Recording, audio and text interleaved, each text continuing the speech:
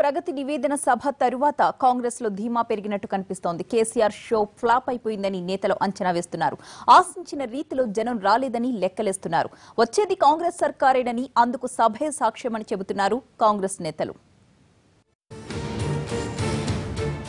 సాధారణంగా ఏ పార్టీ సభ సక్సెస్ అయితే ఆ పార్టీ నాయకులు జోష్లో ఉంటారు. కానీ ఇక్కడ టీఆర్ఎస్ నిర్వహించిన సభ ఫ్లాప్ అయిందని కాంగ్రెస్ నేతలు చెప్పుకుంటూ ఎన్నికలు ఎప్పుడొచ్చినా అధికారం మాదేనన్న ధీమా వ్యక్తం చేస్తున్నారు.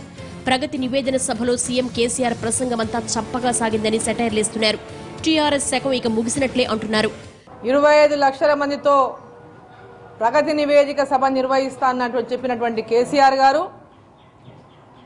మరి నిన్న జరిగిన సభ ఆ ప్రగతి నివేదిక సభ 25 లక్షలకు బదులుగా 2.5 లక్షల మందితో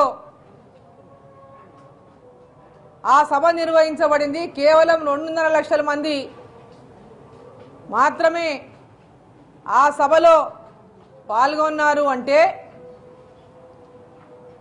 ఆ సభ ఎందుకోసం పెట్టదలుచుకున్నారు?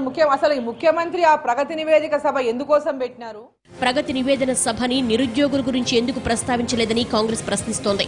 మేం నిరుద్యోగ భృతి ఇస్తామంటే ఎగతాళి చేసిన సీఎం ప్రగతి నివేదన సభలో మాత్రం నిరుద్యోగ భృతి ఇచ్చే ఆలోచన చేస్తామని ఎలా ప్రకటిస్తారని నిలదీశారు.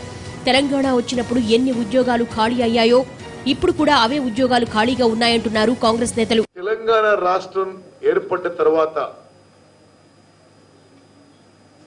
తన ఇంటిలో ఉద్యోగాలు నింపుకోవడానికి నిరంతరం ప్రయత్నం చేస్తున్న ముఖ్యమంత్రి గారు కేసీఆర్ గారు లక్షల మంది నిరుద్యోగ యువత యొక్క బాధలు కనీసం పట్టించుకోవడం లేదు.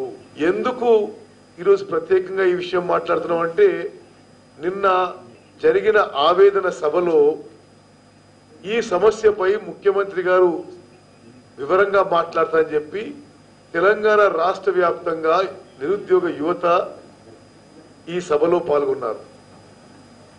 అసలు విషయం మాట్లాడకుండా ఏదో 95% తనేదో కృషి చేసి కొట్లాడి తెచ్చినట్టుగా ఒక తప్పుదారి పట్టించే ప్రయత్నం చేశారు. ఢిల్లీకి గులాములుగా ఉండబోమంటూ కేసీఆర్ చేసిన కామెంట్లకు కూడా కాంగ్రెస్ నుంచి కౌంటర్ వచ్చింది. ఢిల్లీలో మోడీకి గులాంగిరీ చేస్తుంది కేసీఆర్ అని ఆరోపించారు. ఎన్నికలు ఎంత తొందరగా వస్తే అంత తొందరగా కేసీఆర్ పాలన నుంచి ప్రజలకు విముక్తి కలుగుతుందని ధీమాగా ఉన్నారు. ఢిల్లీ గులాములా లేక గులాబీలని మాట్లాడిన గులాబీ నేత అధినేతకి గత 2-3 నెలల నుంచి ప్రధానమంత్రి నరేంద్ర మోదీ గారికి గులాంగా తిరిగింది నువ్వు కాదా? ఏ బీజేపీ పార్టీ ముఖ్యమంత్రి చేయనంత ఊడిగం ఏ మురుగబెట్టినామని చెప్పి నువ్వు ఢిల్లీకి వెళ్ళి నరేంద్ర మోదీ గారి కాళ్ళు పట్టుకొని గులాముగా మారి తెలంగాణ ఇజ్జతును తాకట్టు పెట్టింది చంద్రశేఖరరావు. ప్రగతి నివేదన సభ ఫ్లాప్ అంటున్న కాంగ్రెస్ నేతలు తమ కాన్ఫిడెన్స్ లెవెల్స్ పెంచుకుంటున్నారు. కేసీఆర్ ప్రస్తావించిన అంశాలపై కూడా ఫోకస్ పెడుతున్నారు.